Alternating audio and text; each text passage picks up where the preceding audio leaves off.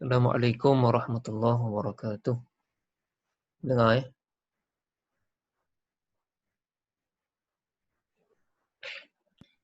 Alhamdulillah Dengar, Ustaz. wassalatu wassalamu ala Rasulillah wa ala alihi wa sahbihi ajma'in. Amma ba'd. Buka dengan mulut kita Al-Fatihah.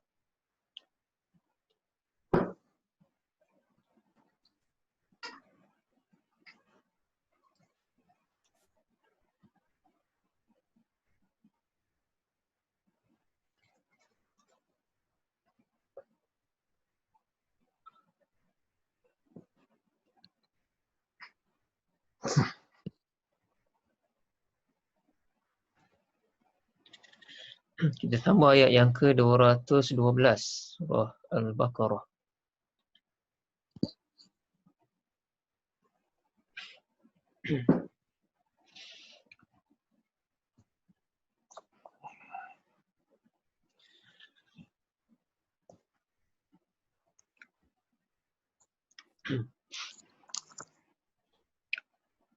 A'udzubillahi minasyaitonir rajim. Bismillahirrahmanirrahim. زين للذين كفروا الحياة الدنيا ويسخرون من الذين آمنوا والذين اتقوا فوقهم يوم القيامة والله يرزق من يشاء بغير حساب. Ayat 212. Kita tengok zuyyina lilladzina kafarul. Kena kafarul, jumpa huruf alif lam. Atas huruf lam tu ada tanda sukun, alamat sukun. Selepas lam tidak ada sabdu, maka lam tu dibaca dengan izhar. Izhar qamari. Jelas dan terang kita sebut huruf lam tu. Kemudian haya tu huruf alif kecil tu ditumpang atas waw, maka bukanlah kita sebut huruf waw tapi sebenarnya ialah huruf alif. Bukan hayawa tu tapi haya tu. Kemudian ad-dunya, jumpa lagi alif lam, ad-dunya alif lam. Atas huruf lam tak ada simbol apa-apa, kosong. Selepas lam ada sabdu. Maka lam dibaca dengan idgham. Idgham syamsi memasukkan dal tu ke dalam lam. Jadi terus pergi ke dal, hayatud terus ke dal.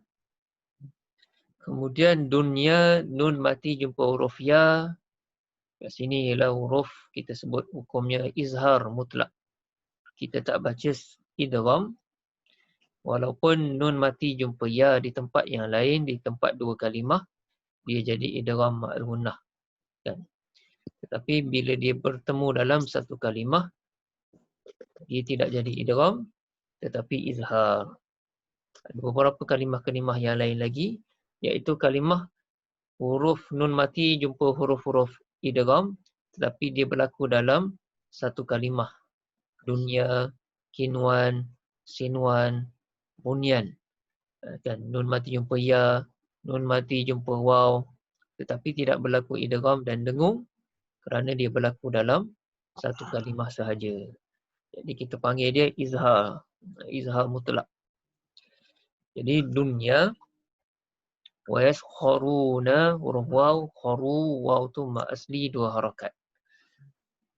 Kemudian minalladzi huruf ya.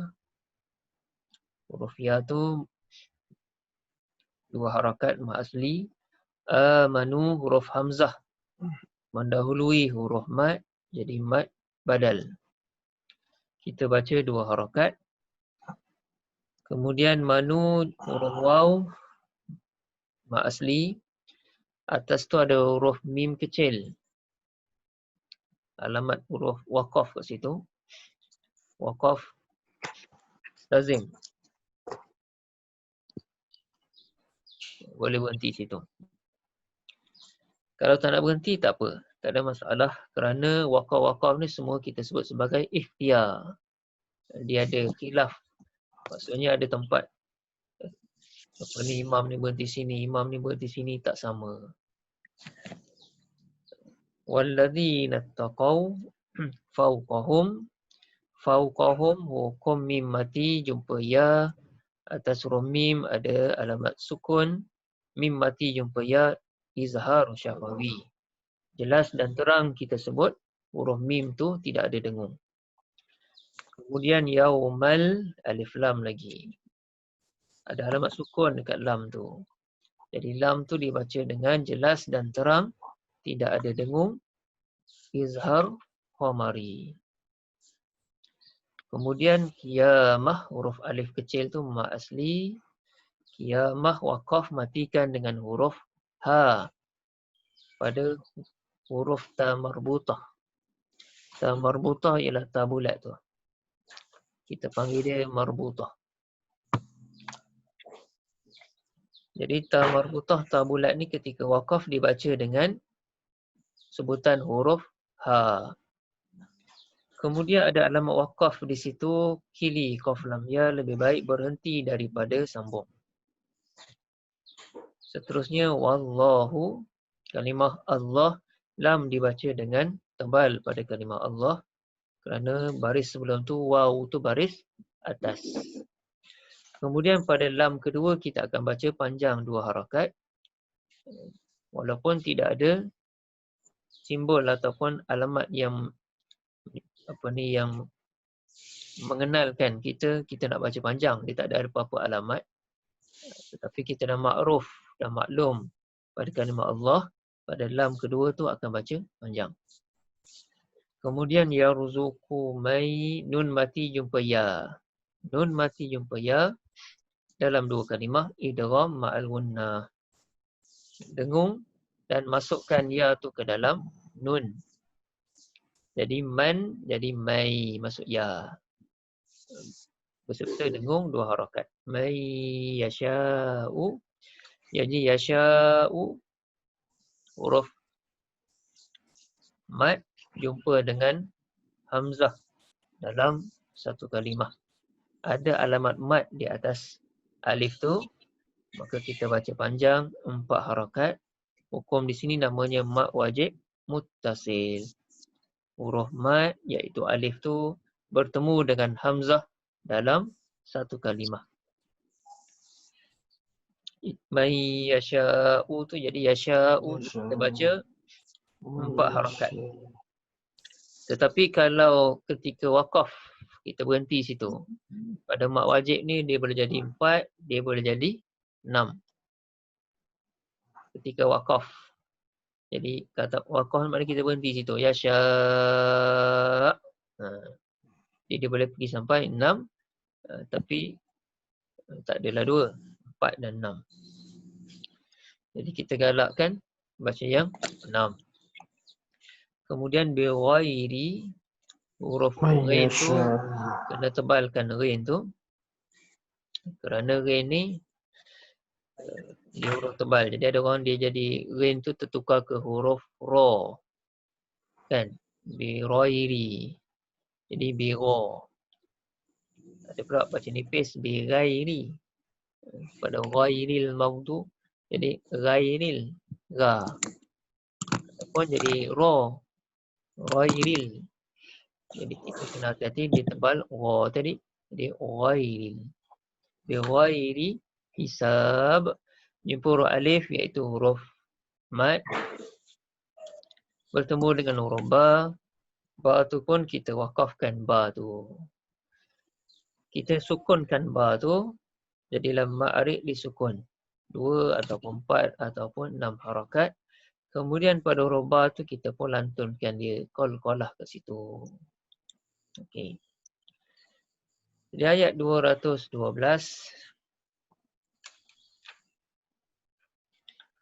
Allah pun menceritakan Zuyyina ni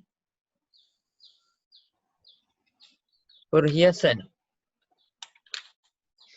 Allah bagi cantik, nampak hebat, nampak mulia. Bagi kehidupan orang kafir ni, iaitu kehidupan Dunia. Hayatud dunia. Kehidupan di dunia ni, dia nampak, dia carilah. Sebab dia nampak seronok. Dan mereka mengejar-ngejar kehidupan dunia. Dan mereka وَيَسْخَرُونَ مِنَ الَّذِينَ آمَنُوا, dan mereka hinakan orang-orang yang beriman. Maka di kafir ni bukan sahaja tertakluk kepada orang yang kita kata bukan Islam. Ada juga orang Islam yang dia mengejar ataupun bagi dia tak cari dah akhirat ni, nampak kehidupan dunia je. Maknanya mereka mengikut jejak langkah orang-orang yang kafir ni tadi. Jadi kafir ni juga boleh kita sebut juga sebagai orang yang engkar. Jadi ada juga orang Islam tapi dia ikut jejak langkah orang kafir. Kita tak kata dia kafir tapi dia ikut. Kan dia mengikut. Kan. Sama juga kita kata, kita tak boleh nak kata orang munafik awak ni, tak boleh nak kata begitu, tapi kita kata ini ciri-ciri orang munafik. Ataupun awak ikut jejak langkah orang munafik. Kan. Apabila diberi amanah dia khianat. Kan ayatul munafik salasun. Idza hadasa kadzaba. Apabila dia bercakap dia nipu. Kita tak kata ya awak munafik ni jadi penipu ni. Kita kata tak boleh nak menuduh dia begitu, tapi kita sebut ini ciri-ciri orang munafik. Jadi kita sebut ini ialah ciri-ciri orang kafir. Jadi jangan ikut jejak langkah mereka. Yang mencari kehidupan dunia je, tak nampak kepada akhirat. Kan. Sampaikan orang Kristian ni dia boleh nego untuk agama dia. Kerana bila dia ikut agama dia, dia rasa dia tak dapat kehidupan dunia. Dia berada dalam zaman kegelapan. Itu sebab agama dia tak betul. Dan selagi sebab agamawan dia, para pendeta rahib, paderi dia menipu. Maka paderi ni kononnya macam tak mencari kehidupan dunia, tetapi paderi-paderi dia kaya. Bahkan paderi-paderi dia ada aset yang besar dan mampu ada askar sendiri. Dan zaman dulu ni, paderi ni ada askar sendiri, dia boleh lawan askar raja kalau dia nak. Kan. Menyebabkan pengikut dia, penganut dia rasa tak ada kehidupan dunia, dia pun keluar lagi daripada agama. Itu yang trust kepada aliran ataupun ajaran sekularisme. Sekular maknanya agama lain, kehidupan dunia ini terpisah daripada agama. Kemudian mereka ni nampak kalau ikut Islam ni tak maju kita. Ada juga orang Islam yang berpandangan begitu. Kalau kita ikut Islam ni, kita tak dapat kehidupan dunia, kita tak maju, kita tidak tak boleh nak jadi hebat dan sebagainya. Sedangkan sejarah dulu telah pun menunjukkan orang Islam ni menguasai dunia, menjadi terbuka di dunia ni bila mereka bersama dengan Islam. Kemudian ada orang yang cari dunia ni macam contohnya orang munafik Abdullah bin Ubay yang kita sebut ketua orang munafik dulu. Kenapa dia tak nak masuk? Sebab dia ni dulu dia nak jadi ketua. Tiba-tiba bila Rasulullah datang ke Madinah, populariti Rasulullah lebih hebat. Menyebabkan orang tak pandang dah ke Abdullah bin Ubay ni. Jadi dia rasa jealous. Dia kata tu dia benci sangat ke Muhammad ni. Kata kalau Muhammad ni tak ada, aku ni orang dah lantik jadi ketua. Sekarang ni bila Muhammad datangnya, terus orang tak pandang ke dia. Menyebabkan dia rasa dia tak dapatlah kehidupan dunia. Dia nak cari kehidupan dunia tu, jadi ketua, akan ada pengaruh, tentu jadi kaya dan sebagainya. Kemudian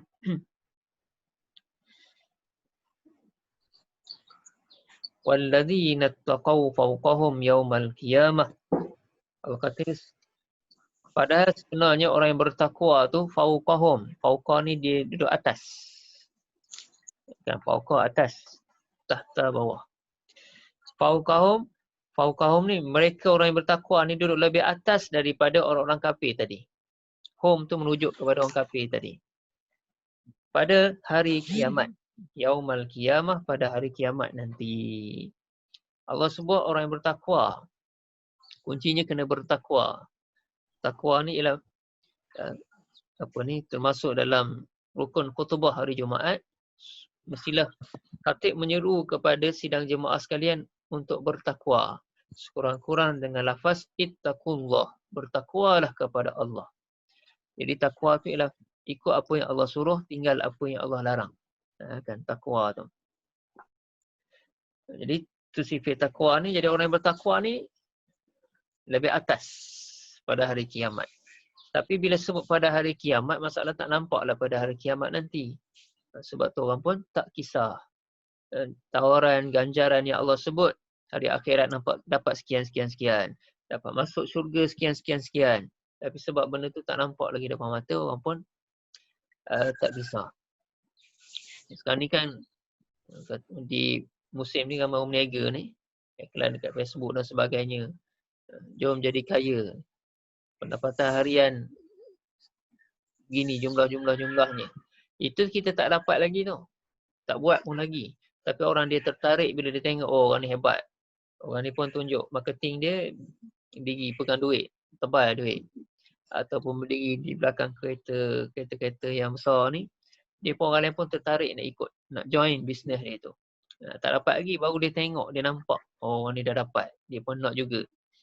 Yang ini yang Allah janjikan ya. Allah dah sebut berulang kali dalam Al-Quran dalam hadis Nabi, tapi mungkin orang tak nampak gambar tu. Sebabkan orang ramai yang tak kisah. Jadi lebih ramai yang nampak dunia semata-mata. Kita dah baca ayat dulu rasanya. Kita kena minta dunia dan akhirat. Doa kan, Rabbana atina fid dunya hasanah wa fil akhirati hasanah.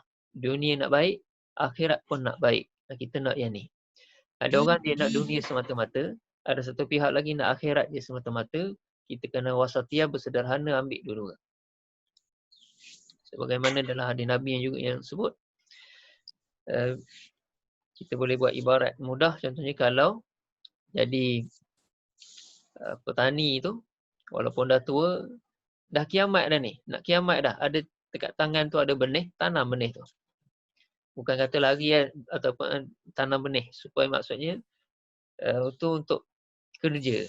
Kerja untuk dunia kena bersungguh-sungguh. Walaupun nak kiamat dah ni, kat tangan ada biji benih, tanam. Tapi kalau untuk kerja akhirat, ibarat macam, jadi semayang tu ingat esok mati dah. Maka kalau orang semua tahu hari esok dia dah mati, maka bagaimana dia semayang dia? Mestilah bersungguh-sungguh dan dia tak adalah buat main-main. Sebab dia takut esok tak ada dah, dia dah mati. Jadi tu sifat yang kita pegang untuk dunia dan akhirat nanti. Kemudian, Wallahu yarzuqu, dan Allah beri rezeki may yasha, kepada siapa yang dia kehendaki, bighairi hisab, dengan tidak terhitung. Kan, dengan tidak terhitung. Jadi maknanya Allah akan beri rezeki ini Allah sebut. Atas pilihan Allah ni, Allah boleh tentukan pada siapa yang Allah nak bagi. Allah akan bagi. Maka di dunia ni ramai orang yang bukan Islam, yang musuh Islam, yang lawan Islam dapat dunia. Dan mereka lah yang menguasai dunia. Contohnya apa? Presiden Amerika, Presiden Rusia.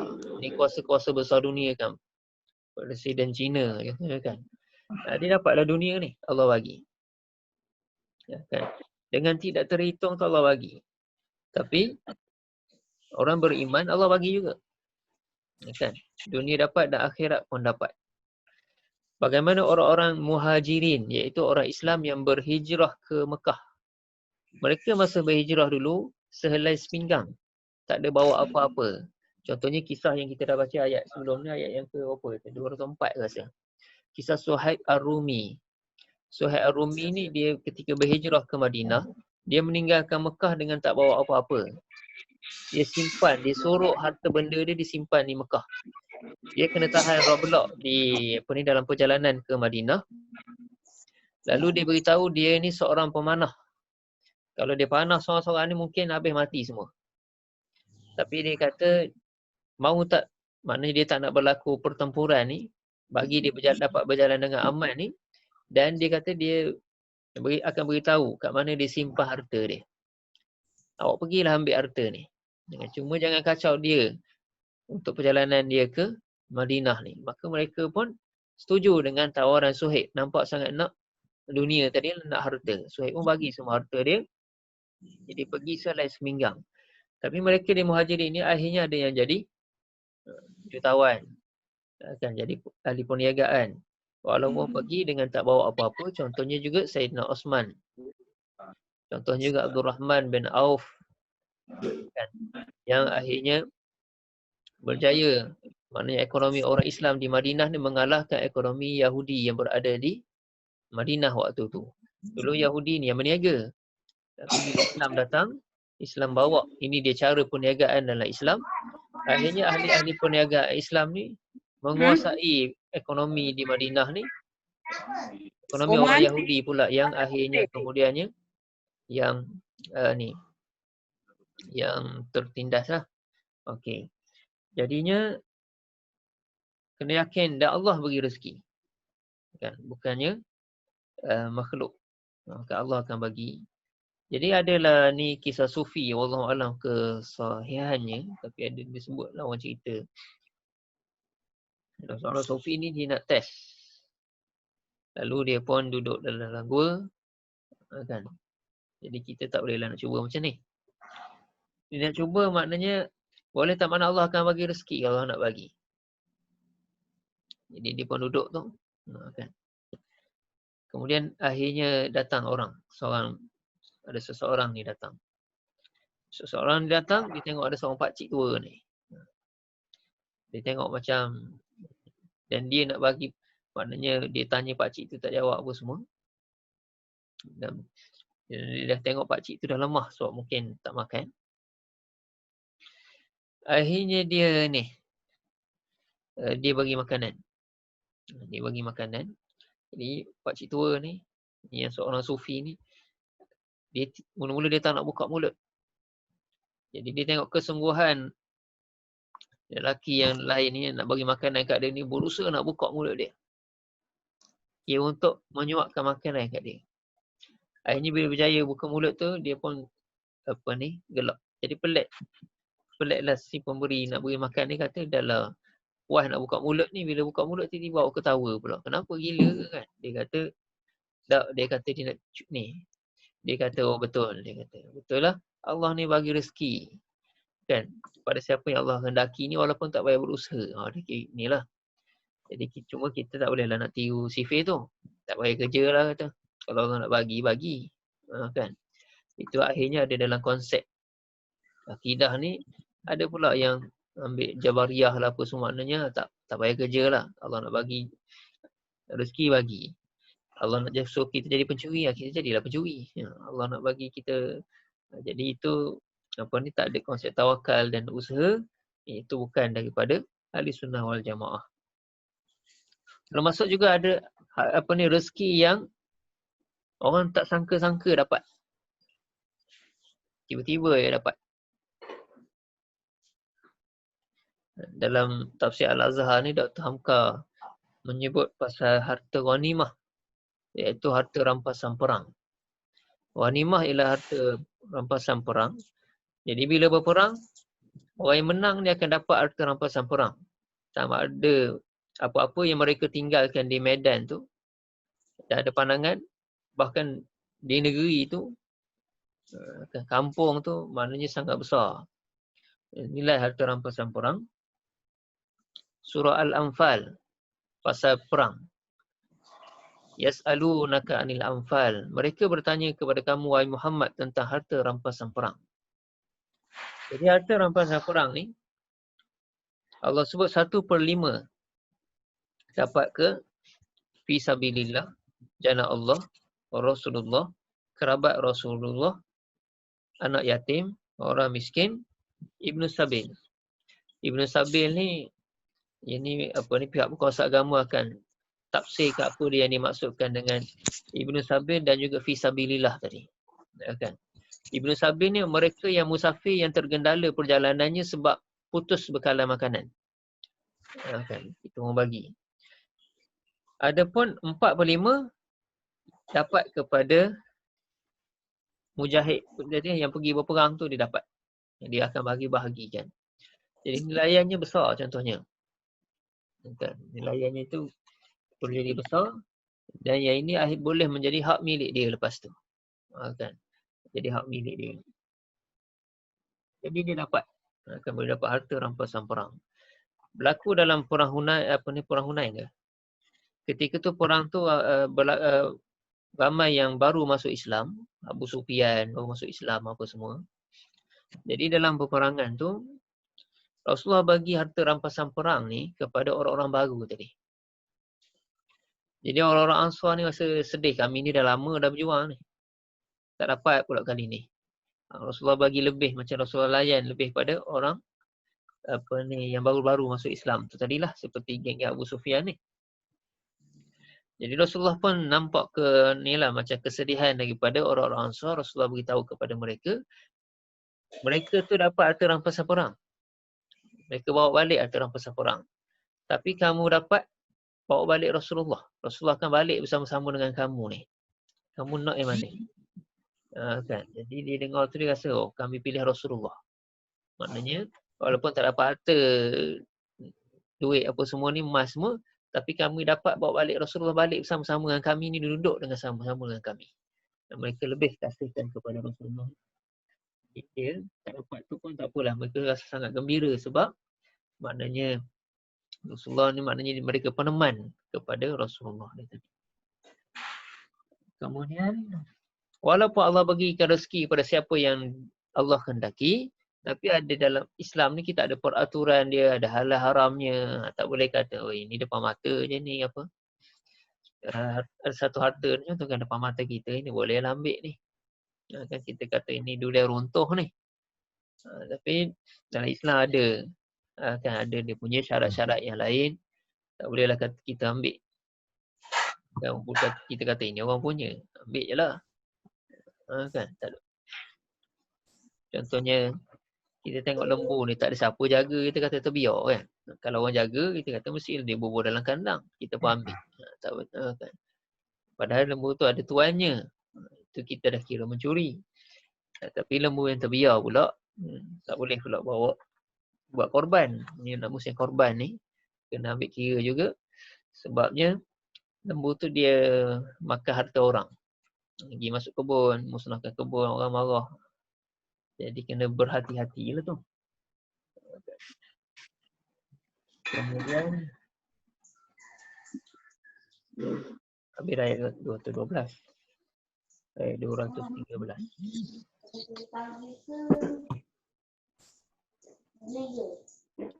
Ayat 213. Kana an-nasu ummatan wahidatan faba'atsallahu an-nabiyyina mubashshirina wa munzirin.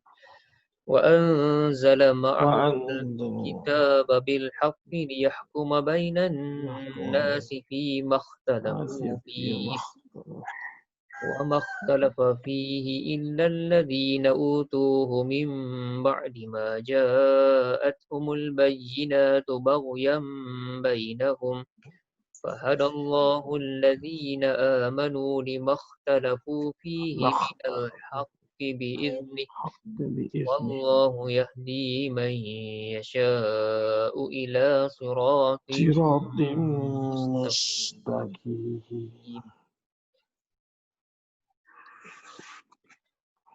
Karena An-Nas nun bersabdu, jadi nun bersabdu wajib bangunah. Dengung dua harakat pada nun bersabdu. Kemudian ummatan pun serupa, mim bersabdu, dengung juga situ. Jadi yang ini biasa orang kita dia terlepas pandang dengung pada nun dan mim bersabdu. Kemudian ummatau tanwin berjumpa waw idgham ma'al gunnah. Dengung untuk harakat situ ummatau. Kemudian wahidatan ikhfa hakiki. Dengung dua harakat di situ. Kemudian faba'atsallahu, kan. Kemudian faba'atsallahun, kan. Ini dengung pada nun bersabdu tu kita dengung. Kemudian nabiyina, pada nabiyina tu ada ya kecil tu mat dekat situ. 2 harakat. Nabiyina. Kan? Ni boleh kita sebut mat apa ni? Tamkin. Kan? Nak sebut mat asli pun boleh. 2 harakat. Mubashirina ya 2 harakat. Wa munzirin nun mati jumpa zal ighfa hakiki.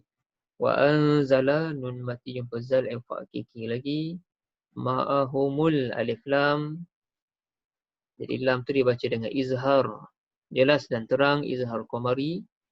Bil haqqi hukum lam mati lagi dibaca dengan izhar. Izhar qamari. Yahkuma bainan nas nun bersabdu wajib gunnah. Lam tu dibaca dengan idgham. Idgham syamsi.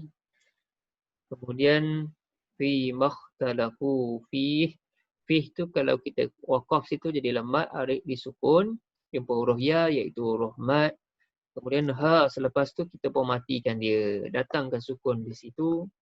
Mat arid disukun 2 ataupun 4 ataupun 6 harakat. Ada alamat waqaf jim jaiz harus berhenti.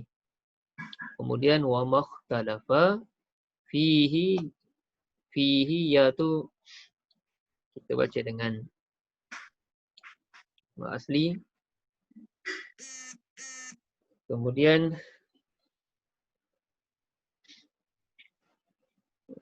illal ladzina utuhu huruf hamzah mendahului huruf mat. Jadi mat badal. Utuhu waw mat asli. Mim ba'di nun mati jumpa ba iklab. Tukarkan nun kepada mim. Jadi min jadi mim. Serta dengung. Kemudian ma 2 harakat ja'at humu mat wajib muttasil. Huruf mat iaitu alif bertemu dengan hamzah dalam satu kalimah. Dan atas alif tu ada alamat mat, tanda mat. Jadi kita baca panjang 4 harakat mat wajib muttasil. Umul bayyinat lam dibaca dengan izhar qamari. Baru yang tanwin bertemu dengan ba iklab.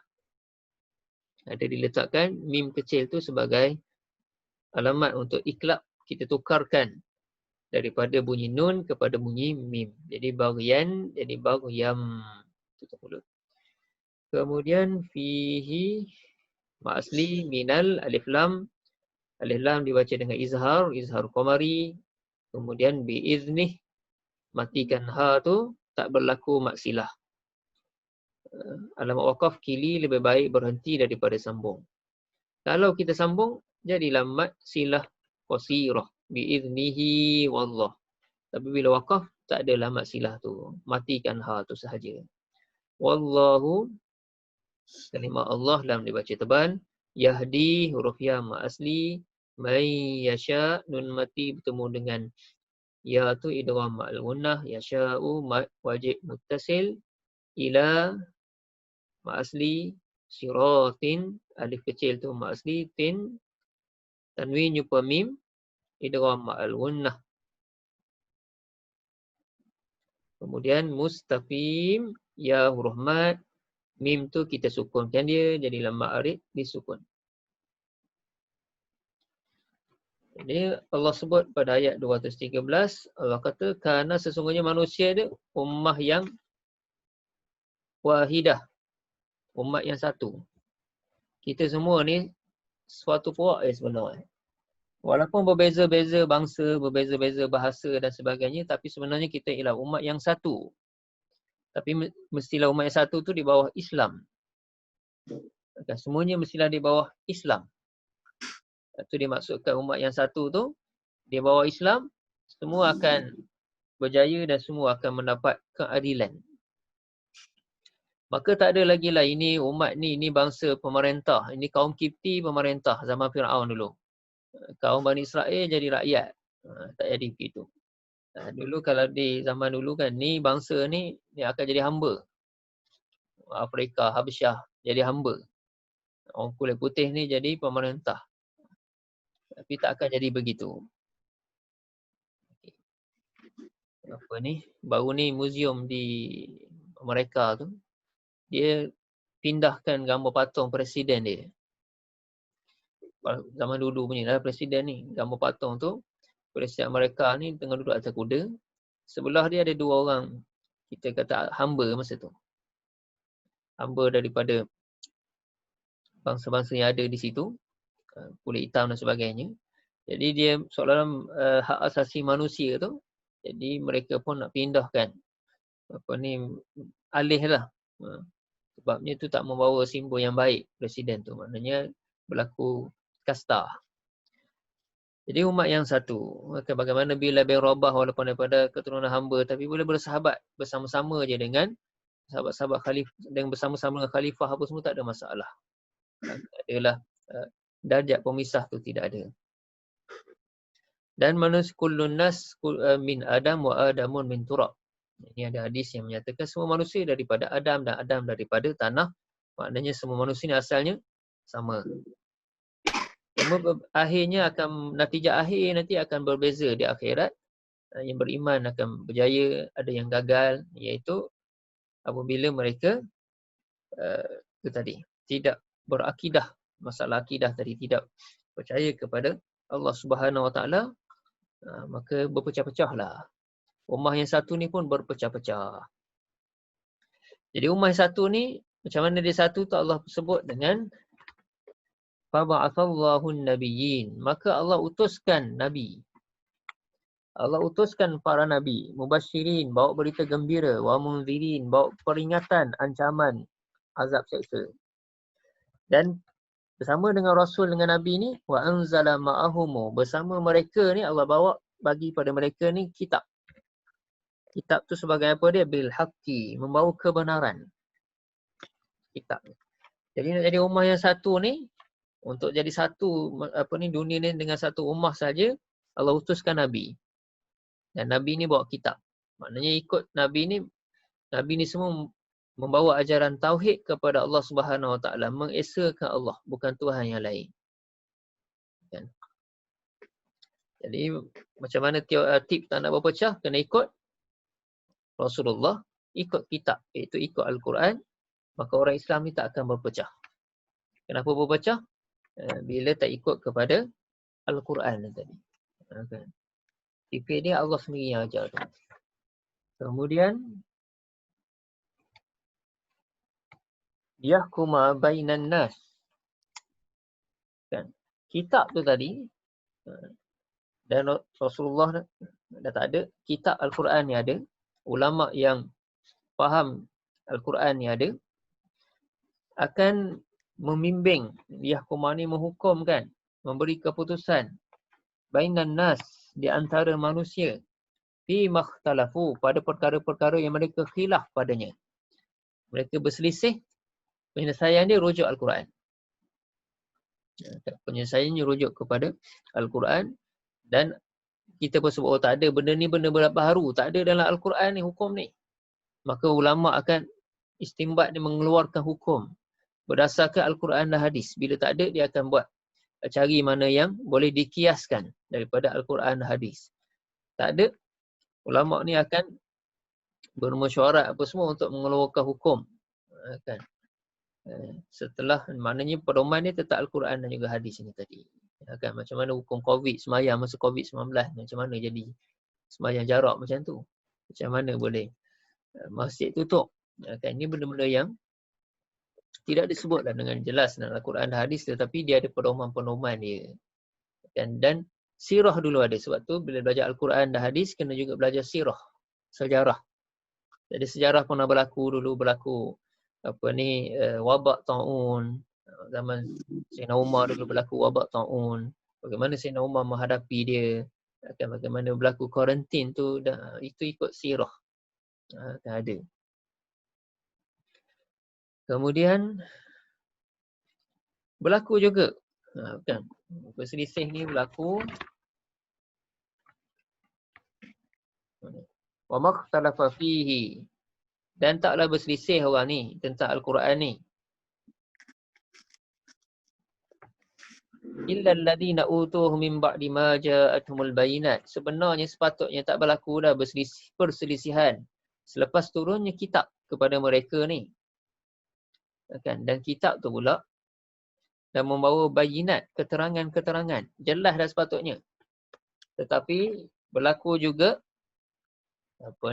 khilaf, perselisihan sebab baru yang bainahum, mereka ni berlaku dengki di antara mereka, hasad di antara mereka. Di antara orang ni berlaku tak bersetuju ni sebab masalah hati tadi. Ada berlaku dengki.